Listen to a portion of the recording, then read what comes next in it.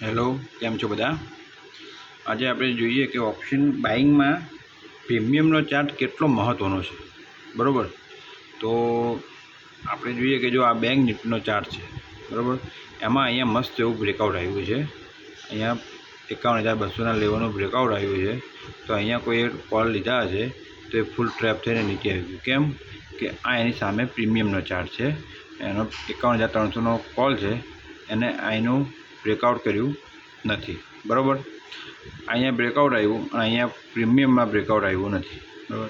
તો આપણે હંમેશા માટે ઓપ્શન બાઇંગમાં શું મહત્ત્વનું છે કે પ્રીમિયમના ચાર્ટને જોઈને જ ટ્રેડિંગ કરો. અને જો અહીંયા જેવું ફ્લેગ બ્રેકઆઉટ આવ્યું અને સીધો એનો ફોલ આવ્યો, અહીંયા સીધો એ વસ્તુ થઈ ગયું 18 રૂપિયાનો થઈ ગયું, બરાબર છે? 210 રૂપિયાની વસ્તુ સીધા 18 રૂપિયા ચાલે છે, બરાબર? અત્યારે તો શીખો અને પછી ટ્રેડ કરો, બરાબર છે?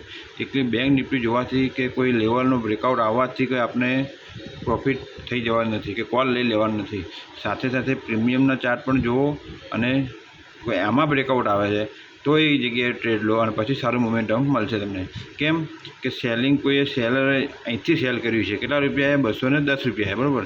જ્યાં સુધી 210 પ્રીમિયમ નહીં જાય ત્યાં સુધી એને કોઈ ચિંતા થવાની નથી. કેમ કે સેલિંગ એને પ્રીમિયમમાં કર્યું છે, સ્પોટ ચાર્ટમાં નથી કર્યું, બરાબર? તો હવે હંમેશા માટે ચાર્ટ જુઓ પ્રીમિયમનો અને આમાંથી બેનું મેચિંગ થતું હોય તો જ ટ્રેડ કરો.